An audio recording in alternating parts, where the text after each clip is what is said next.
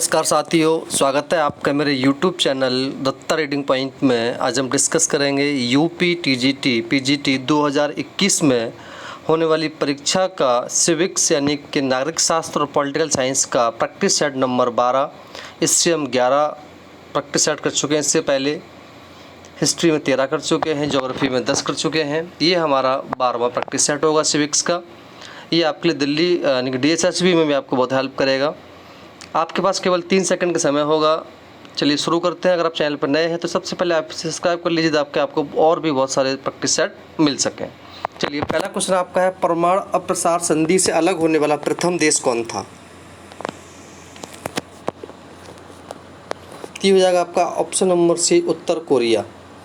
यानी कि परमाणु अप्रसार संधि परमाणु हथियारों का विस्तार रोकने और परमाणु तकनीकी को शांतिपूर्ण ढंग से इस्तेमाल को बढ़ावा देने के अंतर्राष्ट्रीय प्रयासों की हिस्सा थी। 1968 में हुई इस संधि 70 से प्रभावी हुई और 2003 में इस संधि से अलग होने वाला प्रथम जो देश था वो उत्तर कोरिया था। भारत ने इस पर अभी तक हस्ताक्षर नहीं किए हैं। दूसरा है, किस बहुपक्षीय संस्था ने साफ्टा बनाने का निर्णय लिया? तो ये जो लिया गया सार्क द्वारा, यानी कि साफ्टा बनाने का निर्णय सार्क ने लिया। SAFTA South Asia free trade agreement SAARC का एक क्षेत्रीय विस्तार संगठन है जिसका मुख्य उद्देश्य दक्षिण एशियाई देशों के मध्य मुक्त व्यापार क्षेत्र को कायम करना है। साफ्टा 1 जनवरी 2006 से प्रभावी हुआ। कब से? 2006 से। निम्न में से किसने अंतर्राष्ट्रीय राजनीति में गेम सिद्धांत का प्रतिपादन किया था? यह किया गया था M.A. कप्लान ने। शिकागो स्कूल, जिसने व्यवहारवादी आंदोलन हेतु महत्वपूर्ण भूमिका अदा की थी, की स्थापना किसने की? ये की गई चार्ल्स मैरियम द्वारा। 123 सैन्य परमाणु समझौते पर किन दो देशों के बीच हस्ताक्षर किया गया था?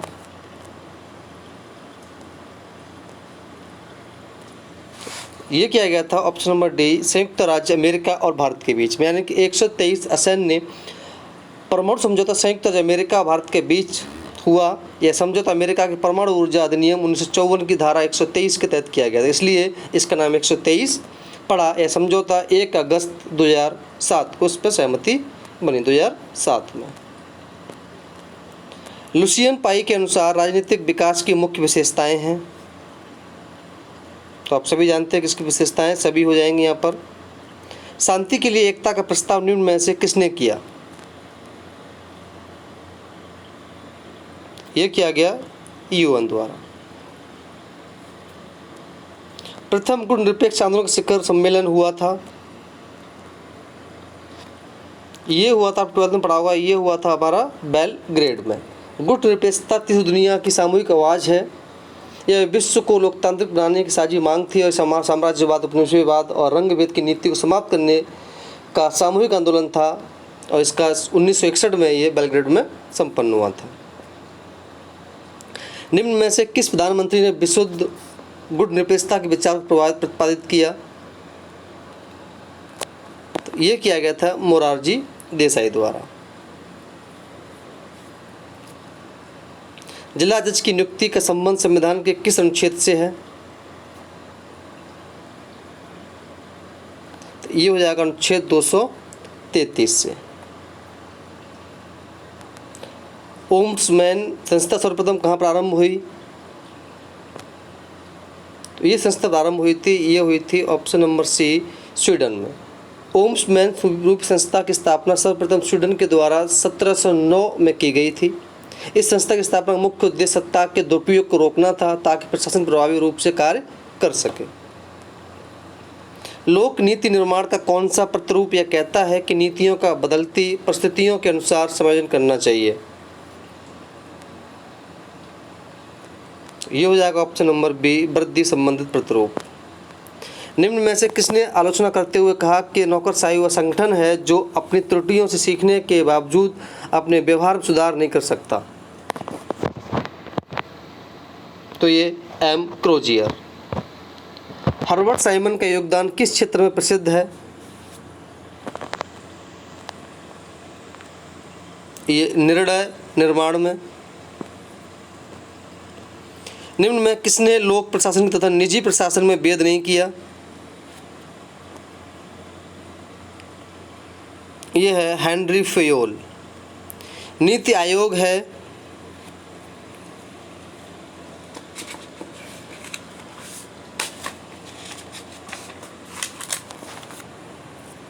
ये हो जाएगा एक स्टाफ अभिकरण, option number A. NITI Aayog एक स्टाफ अभिकरण है, यह एक थिंक टैंक की तरह काम करता है। 2015 में योजना आयोग के स्थान पर इसकी स्थापना की गई थी और उल्लेखनीय है कि स्टाफ परामर्शदात्री निकाय है जो योजना और नीति निर्माण में सहायक भूमिका निभाता है। प्रशासन की बुनियाद और आवश्यक तत्व कौन सा है? ये हो जाएगा ऑप्शन नंबर सी, संगठन। प्रशासनिक कृत्यों और निर्णयों की वैधता के निर्धारण करने की न्यायालय की शक्ति को जाना जाता है। ये हो जाएगा न्यायिक समीक्षा। मूनी के अनुसार संगठन का सार्वभौमिक सिद्धांत कौन सा है? पद सोपान। प्राचीन काल में किस देश में प्रतियोगिता के माध्यम से लोक सेवा में भर्ती होती थी? ये होती थी ऑप्शन नंबर ए, चीन में। यानी प्राचीन काल में चीन 1640-1740 में प्रतियोगिता के माध्यम से लोक सेवा भर्ती होती थी। योग्यता प्रणाली के आधार पर भर्ती का वैज्ञानिक पद्धति को सबसे पहले चीन ने अपनाया था। वहाँ प्रतियोगिता परीक्षा द्वारा भर्ती की पद्धति को ईसा पूर्व 2 शताब्दी में ही लागू कर दिया गया था। प्राचीन चीन में इसे मंडारिन प्रणाली कहा जाता था। आधुनिक काल में भर्ती वैज्ञानिक पद्धति का विकास सर्वप्रथम प्रसा में हुआ था, बाद में प्रसारण के माध्यम से उन्हें लोक सेवा आयोग तैयार किया जाता था। ब्यूरोक्रेसी शब्द का प्रयोग सर्वप्रथम किसने किया? तो ये बी.डी. गवर्नर ने किया गया। किस संवैधानिक संशोधन के कारण वर्तमान के पंचायती राज संस्थाओं का जन्म हुआ? तो आप सभी जानते हैं 73वां संविधान संशोधन, ऑप्शन नंबर बी। सूची 1 और 2 आपको मिलान करना है यहाँ पर।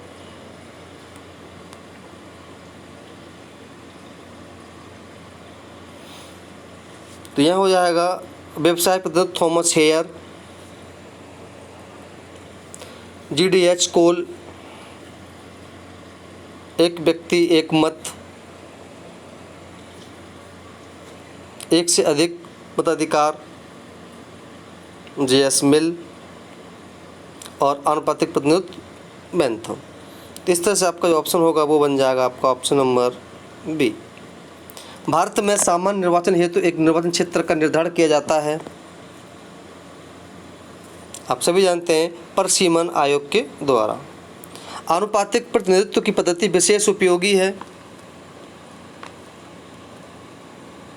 बहुदलीय व्यवस्था के लिए।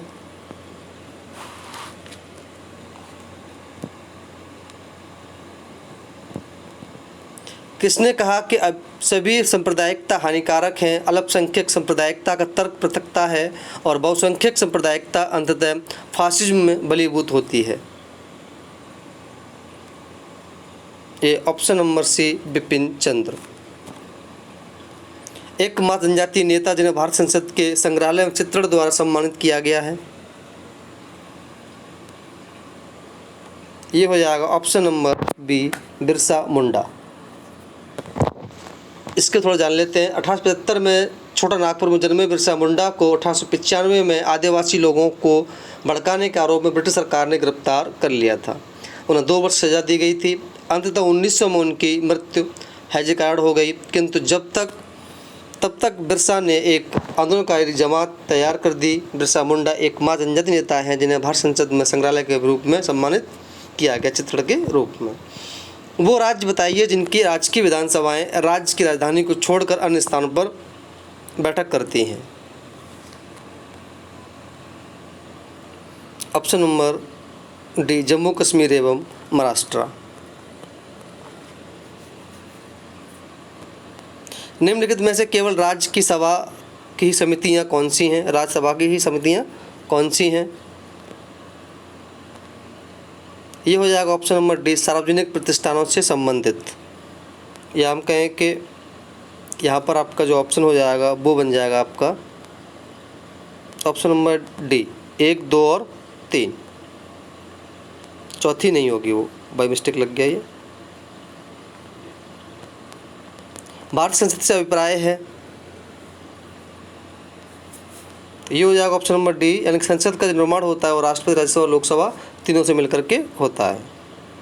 लोकसभा का कार्यकाल होता है 5 साल का, सभी जानते हैं। प्रत्येक संसदीय प्रणाली में संसद के बैठकों में प्रश्नों के लिए अलग से समय निर्धारित किया जाता है, जिसे कहते हैं प्रश्नोत्तर घंटा या प्रश्नकाल। यह प्रश्नोत्तर काल। संविधान का कौन सा अनुच्छेद यह कहता है कि सभी प्राधिकरण भारत के उच्च न्यायालय की सहायता करेंगे? Article 144 option number B. 144 के अनुसार भारत के राज्य क्षेत्र सभी सिविल और न्यायिक प्रकार के उच्चतम न्यायालय की सहायता करेंगे। निम्न में कौन सा भारतीय संविधान की समवर्ती सूची में है? समवर्ती सूची में शिक्षा का प्रावधान है। भारतीय संविधान के अनुसार भारत एक राज्यों का संघ है। भारतीय संघवाद के उदाहरण को सर्वोच्च विश्लेषित किया जा सकता है किस नाम से? ये अर्ध संघवाद। मदन मोहन पुंछी आयोग किसके अध्ययन के लिए नियुक्त किया गया था? ये किया गया था केंद्र राज्य संबंध के लिए। भारतीय संविधान में समानता का अधिकार 5 अनुच्छेदों द्वारा प्रदान किया गया है। ये है ऑप्शन नंबर सी, अनुच्छेद 14 से लेकर के 18 तक। भारत के संविधान के अनुसार निम्न में से कौन सा अधिकार आपातकाल में छीना नहीं जा सकता? ये आपका हो जाएगा जीवन का अधिकार।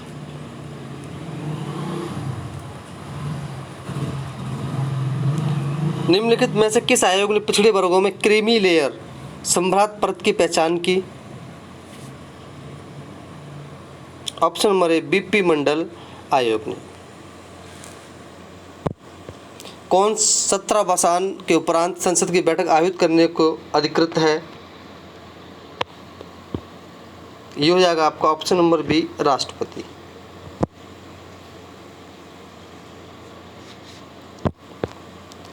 निम्न युग्मों में से कौन सा एक सही सुमेलित नहीं है?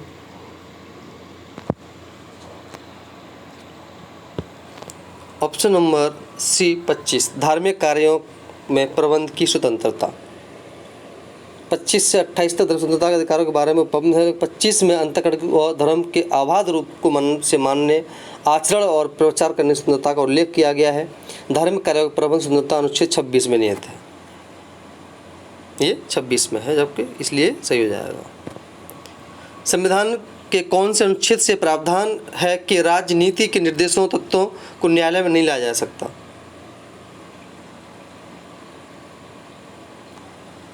ये हो जाएगा option number B, 37।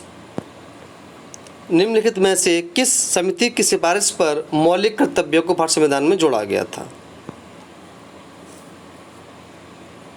Option number सी, स्वर्ण सिंह समिति। भारत संविधान के भाग 4A के तहत अनुच्छेद 51A जोड़कर इसके अंतर्गत नागरिकों के मूल कर्तव्यों को 42वें संविधान संशोधन 1976 द्वारा शामिल किया गया, जो कि सरदार स्वर्ण सिंह समिति की अनुशंसा पर था। इसमें कुल 10 मौलिक कर्तव्यों को शामिल किया गया था। वर्तमान में मूल कर्तव्यों की संख्या 11 है। और भारत के संविधान में 10वीं सूची जोड़ी गई थी 52वें संविधान संशोधन द्वारा। भारतीय संघ में एक नया राज्य सम्मिलित किया जाना हो तो संविधान के किस अनुसूची में संशोधन आवश्यक होता है? ये हो जाएगा आपका ऑप्शन नंबर ए, प्रथम अनुसूची में। निम्नलिखित का सही काल क्रम अनुसार बताइए।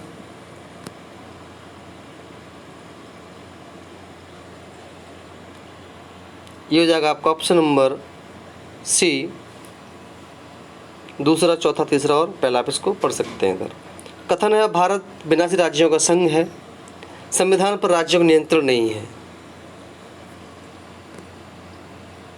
आंसर हो जाएगा ए और आर दोनों सही हैं, लेकिन उसकी सही व्याख्या नहीं करता है। भारत संघ से किसी राज्य के पृथक होने को प्रतिबंधित किया गया है।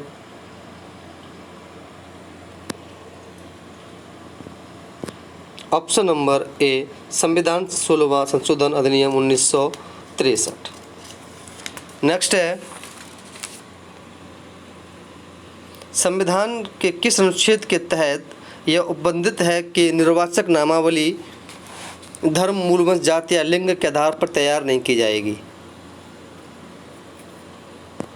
अनुच्छेद 325 के अनुसार। भारत संविधान का अनुच्छेद 333 सुनिश्चित करता है राज्य की विधानसभा में एंग्लो इंडियन समुदाय का प्रतिनिधित्व। भारत के प्रतिस्पर्धा आयोग के किस संगठन का स्थान लिया है? ये लिया है एकाधिकार प्रतिबंधित व्यापार व्यवहार आयोग, MRTPC। अंबेडकर समाज आधुनिक किस राज्य से संबंधित है? आदि अंबेडकर समाज। ये हो जाएगा आपका ऑप्शन नंबर बी, पंजाब से। निम्न में से किसने भारत में कलेक्टर के पद सृजन किए थे या किया था? ये था option number C, Warren Hastings.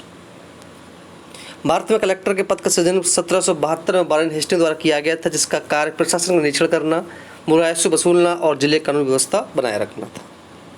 निम्न में से कौन सा सही सुमेलित नहीं है? ये हो जाएगा Karl Marx, man on the horseback. ये जो किताब जो है वो फाइनर की है, ना कि कार्ल मार्क्स की। किसकी है? फाइनर।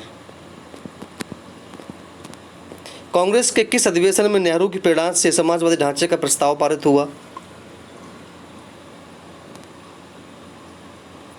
ऑप्शन नंबर डी, हवाई अधिवेशन 1955।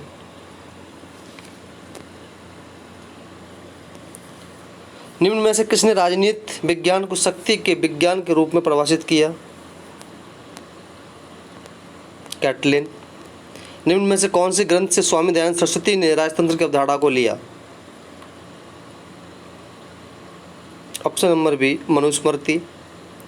मैकाइवर के अनुसार राज्य को निम्न में से कौन से संबंधित कार्य नहीं करने चाहिए? साहित्य एवं कला पर नियंत्रण। निम्न में से अहिंसात्मक प्रतिरोध सिद्धांत का जनक कौन था? ये अरविंद घोष। निम्न में से किसने माना कि कौटिल्य का मंडल सिद्धांत शक्ति संतुलन पर आधारित है? A.S. अल्टेकर। निम्न में से किसकी क्रांतिकारी भूमिका पर बल देना माओ का सर्वाधिक मौलिक योगदान था? ऑप्शन नंबर डी, कृषक वर्ग। निम्न में से किसने राज्य के आधार और अधसंरचना के सिद्धांत को प्रतिपादित किया है? ये किया है मार्क्स ने। तो दोस्तों ये था हमारा प्रैक्टिस सेट। अगर आपको वीडियो अच्छी लगी हो तो आप इसे लाइक करें, दोस्तों में शेयर करें। अगर कोई बाई मिस्टेक गलती हो गई हो तो उसे कमेंट बॉक्स में ज़रूर बताएं, या फिर कोई सजेशन भी दे सकते हैं अगर आपके पास कोई है तो। धन्यवाद।